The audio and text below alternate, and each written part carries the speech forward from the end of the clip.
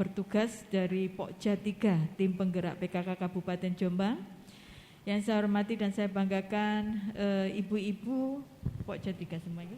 Pokja 3 21 kecamatan se-Kabupaten Jombang. Alhamdulillah, puji syukur kehadirat Allah Subhanahu wa taala. Suasana mendung tapi kita masih diberikan rahmat dan hidayah untuk bisa menghadiri kegiatan hari ini. Mudah-mudahan hari ini kegiatan bisa dilancarkan dan dimudahkan, membawa berkah bagi kita semua yang hadir, bermanfaat bagi lingkungan kita. Shalawat dan salam mari kita aturkan kepada junjungan kita Nabi besar Nabi Muhammad SAW. Mudah-mudahan kita senantiasa mendapat syafaat dari beliau sehingga kita termasuk umat yang diselamatkan di akhir zaman. Amin. Ibu-ibu, ada bapak dua. Alhamdulillah hari ini kita masih bisa mengadakan kegiatan khususnya di Pokja 3, dan kita nggak akan lelah, selalu akan isu-isu lingkungan ini harus kita angkat terus. Kenapa? Ini kita sudah masuk di musim hujan. Munculnya bencana itu paling sering adalah ketika musim hujan. Dan kadang-kadang sumbernya itu justru adalah dari apa yang sekeliling kita, yaitu sampah. Yang paling utama sebenarnya ketika musim hujan adalah bagaimana bumi ini menyiapkan lahan seluas-luasnya untuk penyerapan air. Gitu ya, Pak. Konsep utamanya itu di situ. Tetapi apa yang terjadi seiringnya waktu berjalannya teknologi, perkembangan penduduk yang luar biasa sehingga kita harus ada permukiman. Yang itu akhirnya mau tidak mau tanah akhirnya banyak ditutup oleh bangunan, itu sudah mengurangi resapan. Kemudian untuk menyediakan bangunan maka pohon-pohon yang akarnya harusnya kuat menjadi yang menjadi yang utama untuk menyerap air, akhirnya karena kebutuhan pemukiman akhirnya berkurang. Maka andalannya adalah akhirnya sungai untuk bisa mengalirkan air supaya tidak terjadi banjir. Tetapi celakanya kita juga mencemari sungai ini dengan masuknya sampah, sehingga air itu tidak bisa mengalir dengan baik. Sementara bumi kita ini sebenarnya sirkulasi air ini menjadi yang sangat utama bagi kehidupan kita, dan kita tidak bisa mengaturnya. Kasus banjir bandang itu yang terjadi adalah karena ketika hujan lebat ya, bareng-bareng curah hujan tinggi, sementara yang di atas resapan semakin berkurang karena pohon berkurang dan luasan tanah untuk resapan itu juga berkurang, sehingga air numpuk di sungai. Kemudian di jembatan itu nyumpel yang namanya sampah apapun. Mulai dari pohon tumbang, apalagi sampah plastik yang jelas menghalangi penyerapan lajunya air. Itu akhirnya karena nyumbat di jembatan, air numpuk, begitu jembatannya sudah enggak kuat lagi, brol. Yang turun air bersamaan. Nah, itulah yang disebut banjir bandang. Lewat tok tapi membawa bencana. Penyebabnya siapa? Kita. Maka berbagai macam metode kita lancarkan untuk supaya penyerapan air ini semakin bagus. Muncullah yang namanya bikin lubang di biopori seperti itu. Sebenarnya konsepnya adalah bagaimana kita mengatur penyerapan air. Dan harusnya kita juga sadar bahwa sampah terutama plastik itu kalau dibiarkan dikubur di dalam tanah sekalipun itu akan mengganggu penyerapan air. Leres ya? Nah, ini kesadaran inilah yang harusnya kita tumbuhkan di masyarakat. Sementara PKK sendiri itu adalah kewajibannya memberikan pendidikan pada keluarga. Artinya apa? Menanamkan cinta lingkungan itu harus ditanamkan pada keluarga. Anak-anak dari kecil dilatih.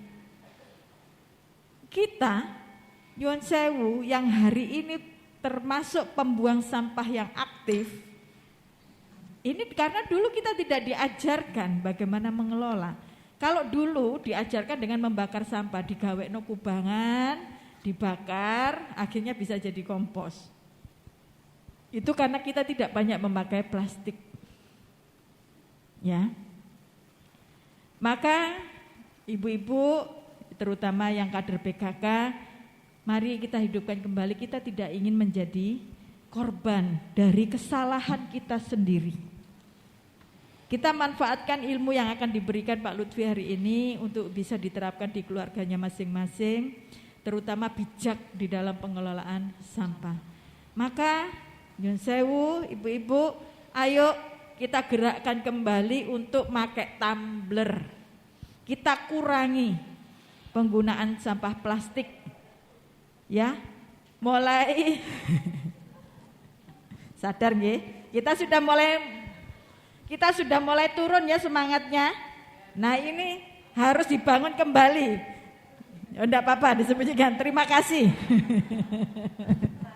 Merasa ya, enggak apa-apa. Enggak apa-apa, kita memang kewajiban sesama manusia ini adalah saling mengingatkan. Tapi tidak menghakimi. Tidak.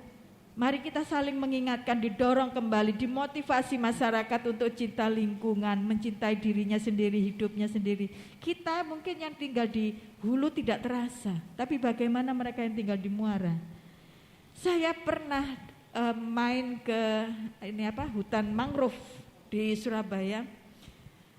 Ya Allah Bu, yang namanya laut itu kan ya mereka cuma menerima ya dari sungai, limpahan dari sungai. Namanya pampers itu banyak sekali.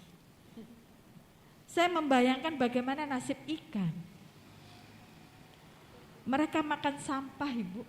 Kemudian ikan itu kita makan Ibu. Nah kita makan sampah sebenarnya. Dan kita harus ingat betul munculnya penyakit baru itu karena apa yang kita makan juga sudah tidak sehat. Nyuwun sewu, ada penelitian bahwa gel itu kalau dimakan ikan, kemudian makan itu kita makan, itu ternyata nyuwun sewu merusak DNA, sehingga yang muncul adalah nyuwun sewu munculnya transgender itu. Jadi transgender itu dia terlahir tidak salah. Yang salah adalah ketika hamil mengkonsumsi makanan yang salah. Dan itu ulah siapa? Kita sendiri Ibu.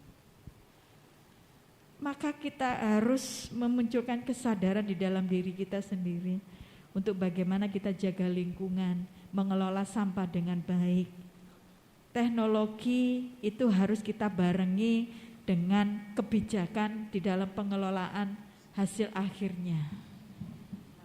Jangan kemudian kita banyak menggunakan hasil teknologi, sampah plastik, pampers dan sebagainya, tapi kita lupa bagaimana pengelolaan yang baik di tingkat rumah tangga.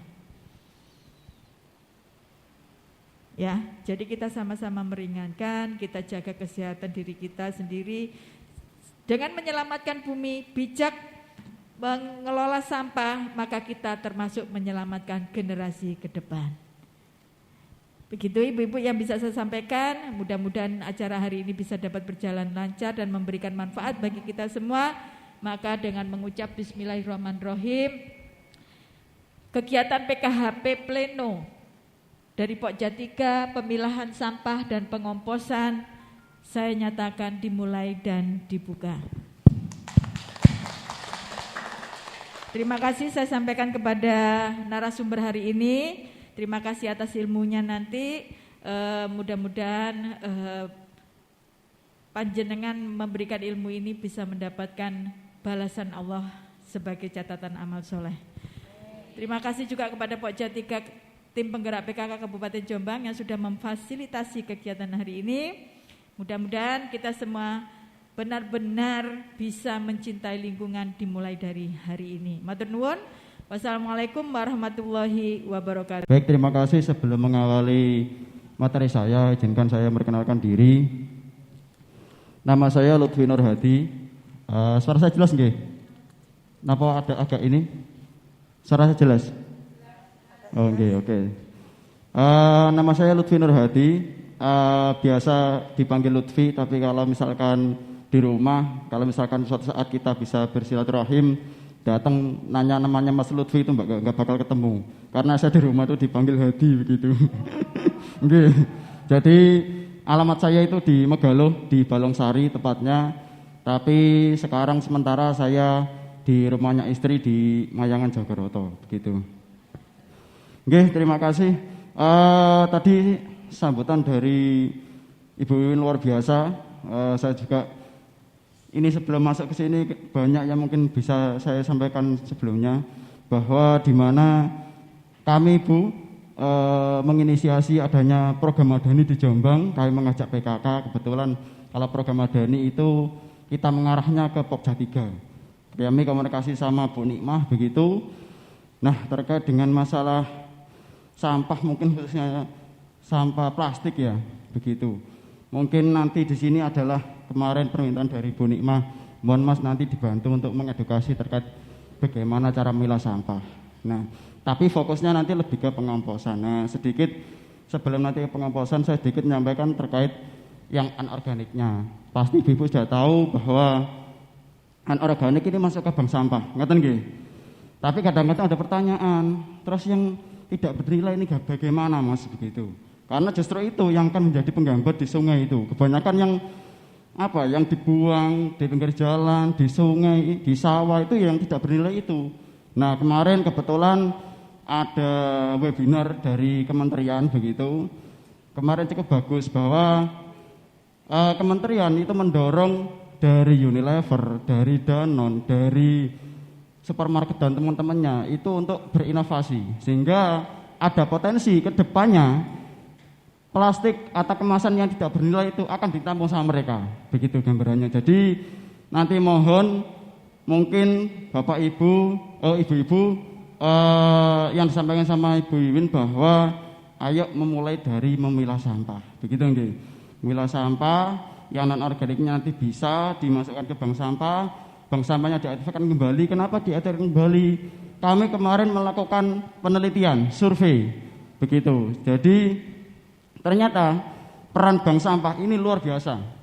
Sebagai apa? Sebagai edukator, memberikan edukasi, dan itu sesuai dengan apa yang disampaikan Ibu Ketua. Begitu. Jadi harapannya nanti lewat bank sampah yang ada di Pokja 3 bekerja sama dengan Bank Sampah Induk Jombang di DLH begitu, dan di Forum Madani. Insya Allah nanti kami bersama-sama dengan komunikasi Bu Nikmah, harapannya bisa mengaktifkan kembali, bisa membina kembali bank sampah yang ada di lokasi Bapak Ibu jenengan begitu nggih. Semangatnya ditemukan kembali.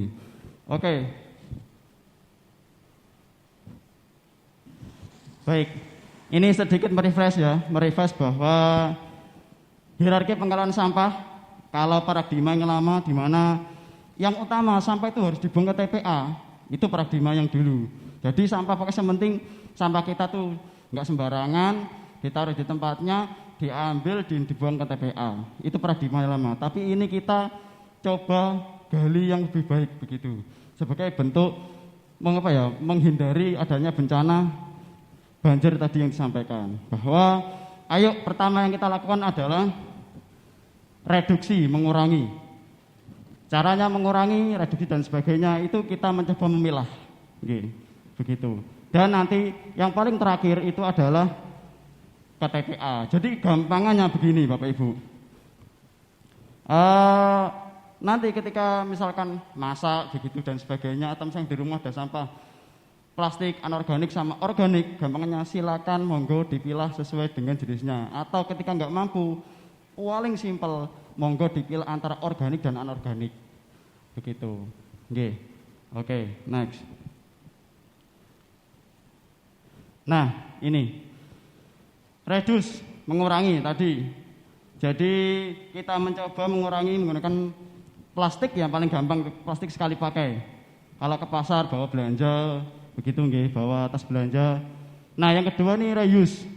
Reuse ini seperti disampaikan sama Ibu Ketua, ayo kita memang perlu selalu diingatkan membawa tumbler begitu kan kemana-mana biar tidak menggunakan plastik sekali pakai. Dan yang terakhir ini memanfaatkan ulang begitu dengan daur ulang dan sebagainya.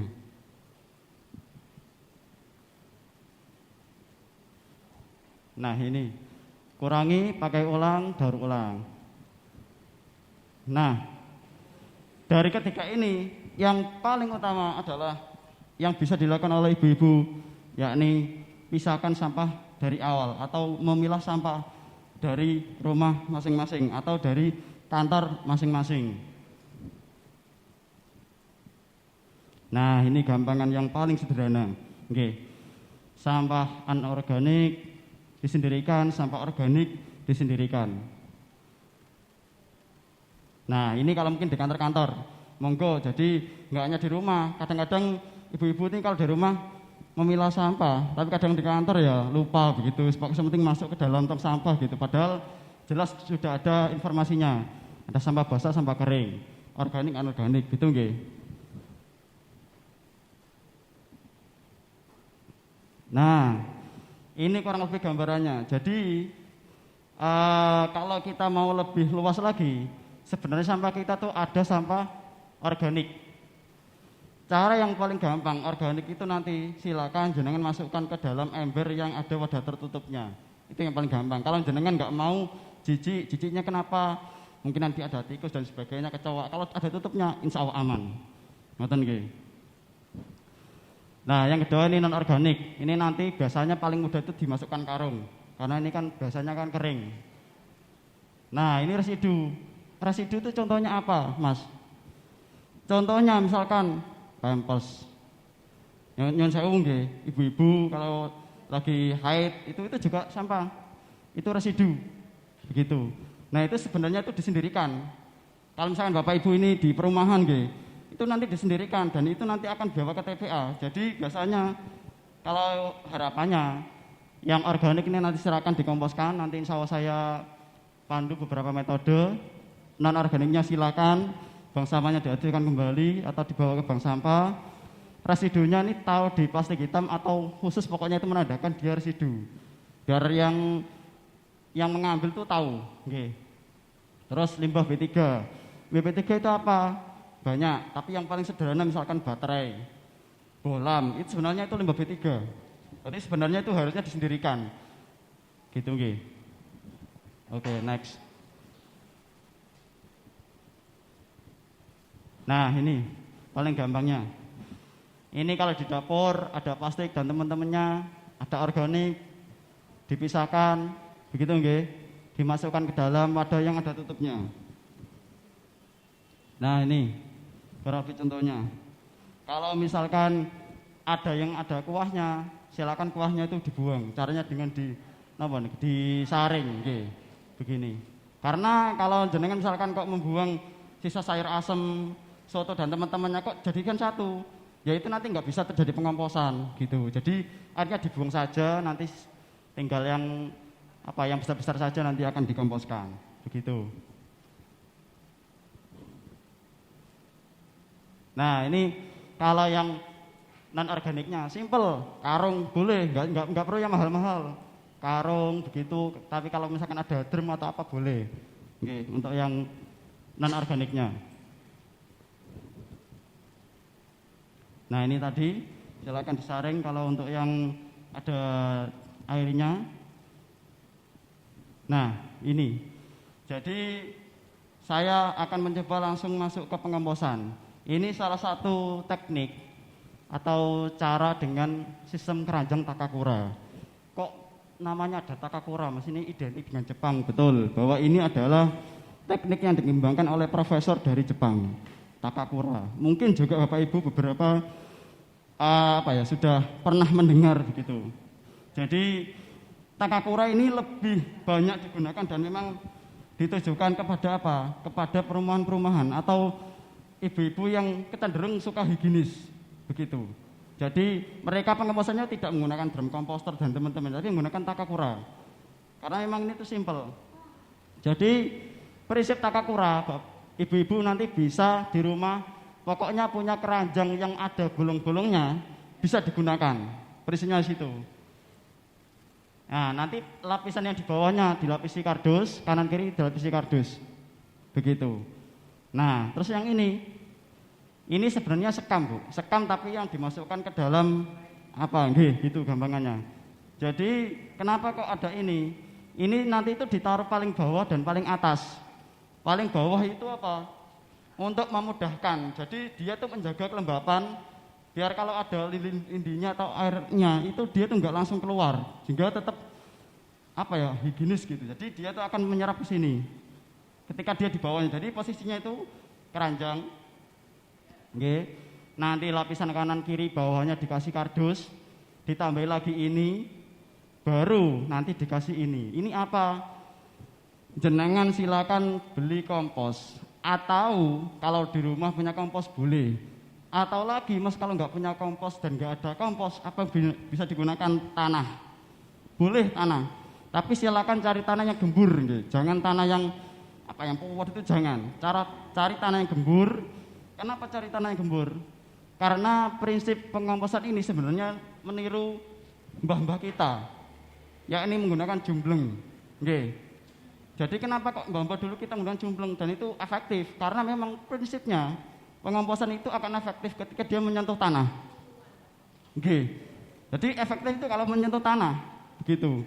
Jadi sebenarnya kalau ibu-ibu yang menggunakan drum komposter itu sebenarnya kurang efektif sebenarnya ya, tapi tetap menjadi salah satu solusi begitu. Nah, jadi kalau misalkan ibu-ibu nanti nggak punya kompos, mungkin nggak tersedia juga, itu nanti bisa menggunakan tanah yang gembur.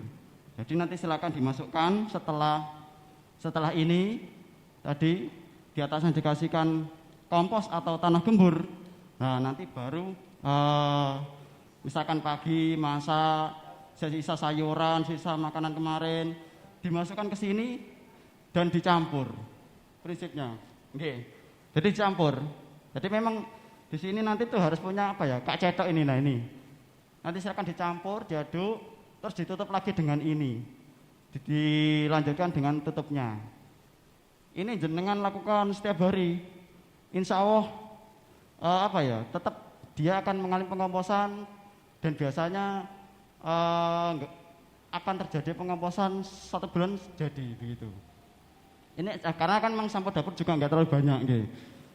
Nah, kalau misalkan nanti panen itu ciri-cirinya ya warnanya hitam begitu. Ciri-cirinya warna hitam atau mungkin bahkan Bapak Ibu kok misal ternyata di rumah sampahnya itu cukup banyak dan ternyata kok tertarik menggunakan ini, boleh nanti menggunakan 2 atau mungkin nanti bisa menggunakan cara biopori dan lain-lainnya begitu nggih. Pada dasarnya nanti kalau memanen ini itu didiamkan dulu kurang lebih selama 2 minggu. Enggak cuma di takakura, baik di drum komposter maupun nanti di biopori. Itu sama. Jadi jangan langsung digunakan nanti karena masih panas. Nggih. Ini biopori tadi yang disampaikan sama Ibu Ketua. Udah pernah tahu nggih? Nggih, oke. Jadi biopori ini sebenarnya kalau alatnya mau minjam di LH ada begitu, bahkan di kami di Sengaja juga ada barangkali, tapi kalau misalkan tertarik beli juga boleh begitu. Belinya nanti ada di online atau di Kediri, kalau di Jombang sementara masih belum ada kecuali kalau pesan gitu. Jadi ini biopori itu dasarnya memang kita melubangi atau membuat resapan.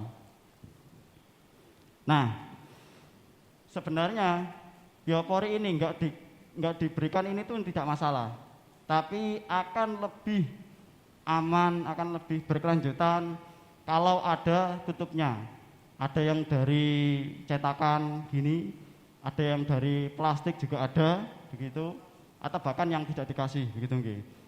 Lebih amannya pakai yang menggunakan ini, tapi kalau menggunakan plastik ya boleh. Biasanya kalau menggunakan plastik itu nggak lama, mungkin 1 tahun, 2 tahun itu sudah rusak biasanya dan menjadi sampah lagi, begitu nggih. pertanyaannya, Mas, lah kalau di rumah itu sudah sudah dipaving, sudah di plaster semua, apakah bisa Mas menggunakan biopori? Masih bisa. Karena betul disampaikan sama Ibu Ketua bahwa sekarang itu resapan sangat minim, nggak jauh-jauh di rumah kita saja. Bapak Ibu kalau misalnya di rumahnya banjir, ya itu karena resapannya kurang. Begitu. Ini sedikit cerita, di Malang itu ada kampung Gelintung. Nggih, pun pernah dibanding ke sana ya. Di sana itu sebelumnya itu selalu banjir, setiap tahun banjirnya itu lebih dari 1 meter. Tapi solusinya itu apa? Menggunakan biopori. Bahkan kalau di Gelintung itu karena memang semangat warganya itu tinggi sehingga tidak dibuat per rumah, tapi langsung dibuat di jalan-jalan gang-gang itu di tengah-tengah. Jadi bioporinya kalau normalnya ini kurang lebih ukuran sekitar 10-15 cm nggih, lebarnya, diameternya. Itu kalau mau dibuat gang itu ukuran sekitar 20-30 cm bentuk persegi enggak masalah. Karena itu sebenarnya bentuk resapan dan itu malah enak digunakan untuk bahasanya membuang sampah organik untuk komunal. Jadi enggak cuma sendiri, nanti beberapa rumah, ada 5-6 rumah itu di situ. Gitu. Jadi bareng-bareng dan itu sangat efektif untuk mengurangi banjir begitu. Atau genangan di rumah gitu. Jadi monggo mungkin misalkan di rumahnya Bapak Ibu kok misalkan ada genangan, ini salah satu solusinya. Yang kedua, ini juga menjadi salah satu alternatif selain takakura. Jadi misalnya Bapak Ibu nanti di rumah menggunakan takakura, ketika misalkan takakura sudah penuh, ini bisa digunakan. Nggih, di luar, di rumah begitu. Sebagai bentuk resapan. Karena resapan itu penting. Bahwa sekarang kita kekurangan air itu ya karena kurang resapan, begitu. Nah ini ada yang di bawah pohon. Nah, mungkin ini yang di bawah pohon. Oke.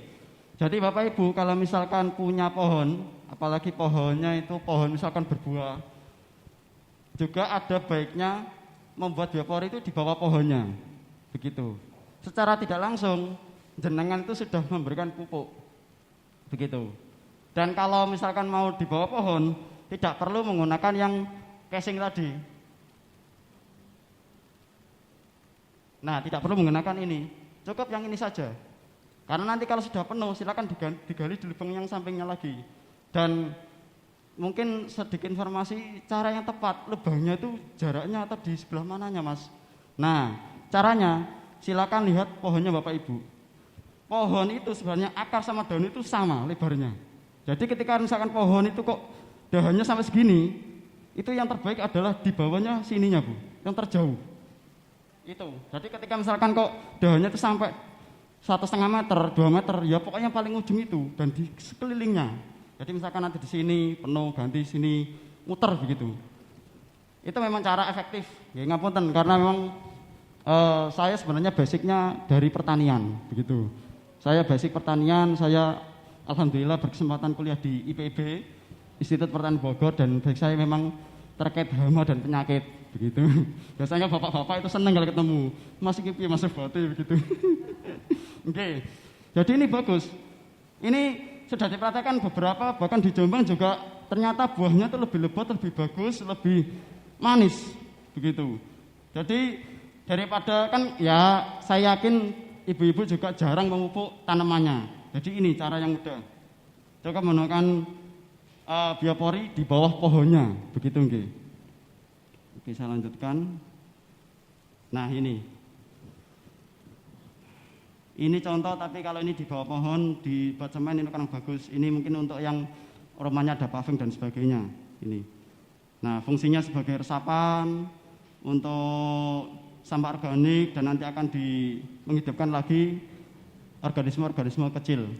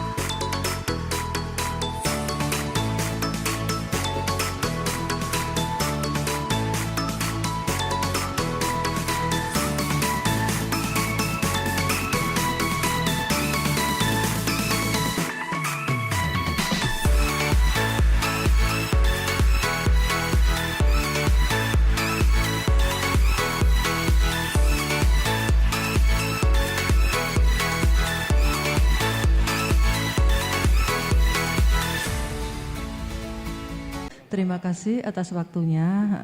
Saya wakil dari Pok Jatika dari Desa Mojongapit, Kecamatan Jombang.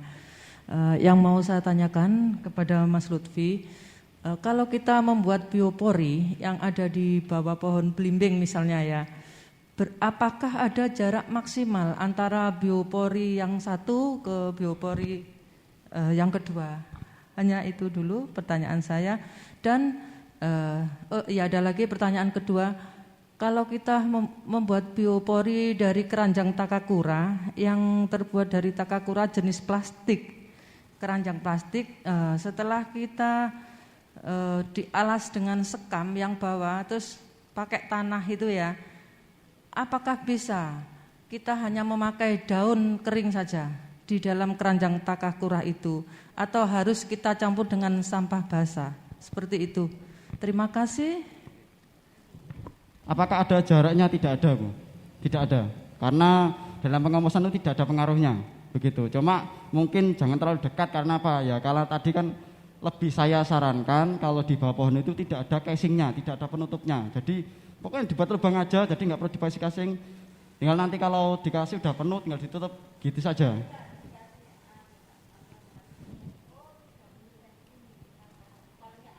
Oke, jadi mungkin boleh misalkan minimal 30 cm karena kalau terlalu dekat nanti kan dia akan apa ya, kayak rusak gitu, ambrol gitu. Jadi sebenarnya tidak ada jarak minimal, cuma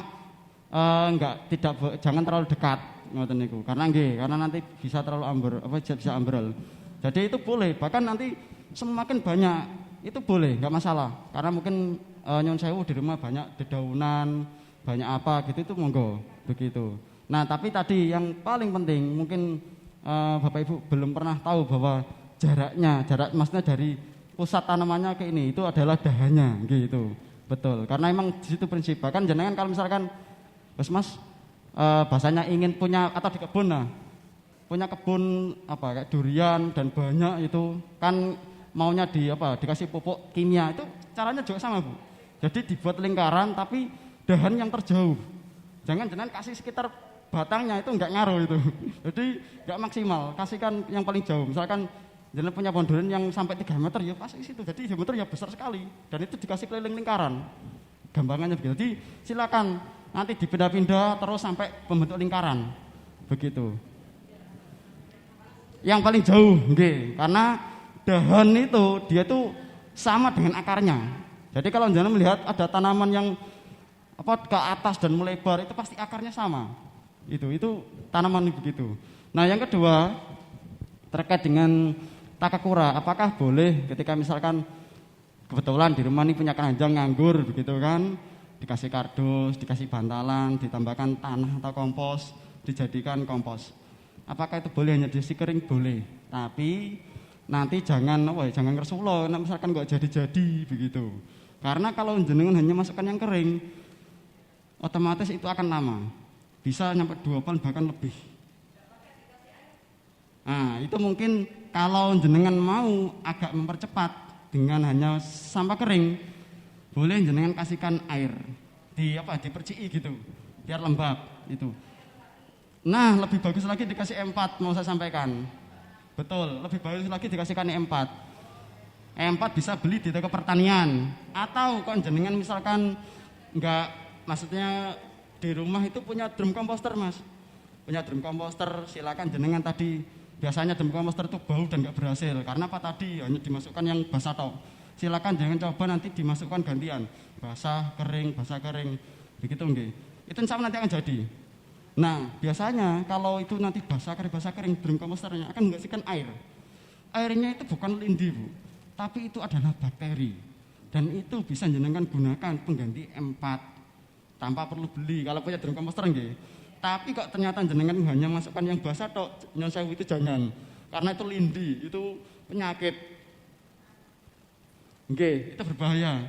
Jadi itu tidak bisa digunakan untuk pengganti M4, enggak bisa. Tapi saya ulangi kembali, apabila ibu-ibu itu punya drum komposter dan ingin memanfaatkan kembali, silakan. Dengan dibuat layar. Kering, basah begitu. Nanti insya Allah itu akan berhasil. Dan nanti pasti akan menghasilkan air. Itu airnya itu adalah sebenarnya dia sejenis EM4. Dan itu tanpa beli silakan airnya bisa digunakan untuk pengkomposan di mana? Takakura atau di biopori, bahkan nanti jenengan kembalikan lagi ke dalam drum komposter itu boleh gitu loh. Karena pada dasarnya baik di drum komposter, baik di takakura atau di biopori, kalau jenengan tambahkan E4 lebih mempercepat pengomposan begitu. Dan yang kedua, ketika misalkan jenengan kok mau ingin mempercepat lagi pengomposan di takakura atau misalkan di biopori, jenengan kalau misalkan ada waktu dan mau, itu silakan sayuran jenengan dipotong kecil-kecil. Ini kita catatannya anak jenengan ada waktu dan mau ingin mempercepat, dipotong kecil-kecil ngoten nggih. Tapi kalau misalkan kok waktunya enggak ada ya mboten napa, silakan apa adanya dimasukkan gitu aja. Cuma resikonya kalau sama jenengan itu bahasanya ukurannya besar-besar, itu semakin lama untuk pengomposannya. Semakin kecil semakin bagus gitu. Tapi juga enggak perlu di blender itu. Kayaknya kurang penggawean gitu nggih. Tapi dipotong kecil-kecil aja. Nggih, mungkin itu yang bisa saya sampaikan. Kalau ada lagi boleh. Mas Lutfi, selama ini kita untuk pemilahan sampah misalnya, selain disetor ke bank sampah, masyarakat itu ada yang langsung diambil oleh pemulung. Ya, nah kebanyakan sekarang ini pemulung itu ndak mau botol beling ya Bu ya. Nah, untuk botol beling itu ditinggal. Nah, seperti itu. Nah, supaya ada untuk khusus tempat pembuangan untuk beling ini seperti apa? Lah nyuwun tulung nanti mungkin dari LH ya. Dari LH bisa memfasilitasi sehingga nanti misalnya di kabupaten itu ada contoh misalnya ada tempat pembuangan untuk kaca, khusus kaca atau beling seperti itu, sehingga nanti bisa diaplikasikan di kecamatan atau di desa seperti itu. Dan mungkin sudah ada beberapa desa itu yang sudah melaksanakan bank sampah. Namun untuk khusus sampah beling atau kaca ini belum terfasilitasi seperti itu. Jadi saya sendiri juga bingung. Di rumah itu kalau pemulung itu enggak mau, memang botol beling itu enggak mau begitu Mas Rufi. Iya. Oh enggak, Utoh juga enggak mau. Utoh juga enggak mau pemulung itu sekarang. Jadi ya memang karena bahaya nggih. Kalau beling terus botol beling terus dibawa mereka kemungkinan mungkin nanti kalau pecah dan lain-lain itu kan bahaya juga bagi mereka, sehingga sudah enggak mau seperti itu. Nah, barangkali nanti dari LH ada inisiatif untuk membuat tempat sampah khusus untuk kaca atau beling seperti itu. Dan yang kedua, barangkali ada perwakilan dari Jombang ya Bu nggih. Nah, penyen dari desa ya. Desanya. Nah, kalau mungkin ada desa atau lokasi lah yang biasanya banjir, barangkali nanti ada fasilitasi dari LH untuk membuat biopori. Nah, monggo, bisa ya Mas Lutfi? Karena ini kita pada tahun 2018 nggih Bu nggih, kalau nggak salah ke Glintung, ke Malang, kita diajak oleh Ibu Ketua ke Glintung. Di sana kita sudah lihat bahwa di situ memang dulu daerah banjir. Nah, dengan memang membutuhkan waktu yang lama. Dengan pertama itu ada biopori, ternyata sekarang menjadi desa wisata seperti itu. Nah, monggo dari ibu-ibu semua saja, barangkali panjenengan nanti ada inisiatif misalnya, oh desa ini sering banjir. Ayo sekarang kita misalnya mencoba dulu ya, dibuatkan biopori, nanti insya Allah akan kami hubungkan dengan LH. Bisa ya Mas Lutfi? Nah tadi Mas Lutfi bisa misalnya pendampingan ke sana monggo. Nah terutama yang di Jombang itu, yang di Gentengan itu loh Bu nggih. Nah di Gentengan sudah pernah Mas Lutfi? Tapi belum pernah ini ya. Belum pernah di sana itu ada inisiatif untuk oh gitu, nggih. Nanti insya Allah kami juga akan menghubungi ke ketua PKK kecamatannya sehingga bisa nanti ke desanya gitu ya Mas Lutfi. Nanti kita sama-sama untuk mencoba membuka hati mereka supaya kita bisa mencoba untuk melaksanakan itu gitu loh, nggih. Nah, kalau tidak ada contoh seperti itu mungkin yang lain tidak akan ada greget gitu loh, nggih. Nah, jadi nanti kita akan pendekatan kepada Bu Camat, Bu Siska mungkin bisa membantu nanti nggih pendekatan ke Bu Camat sehingga nanti barangkali yang di sana itu setiap tahunnya mesti banjir. Nah, barangkali nanti bisa kita coba lokasi di sana dulu. Nah, untuk ibu-ibu dari kecamatan yang lain monggo barangkali nanti ada itu nanti kita bisa menghubungkan ke LH. Ngaten nggih? Nggih. Ngaten nggih Mas Lutfi. Nah, nggih, monggo. Baik, terkait kaca tadi, memang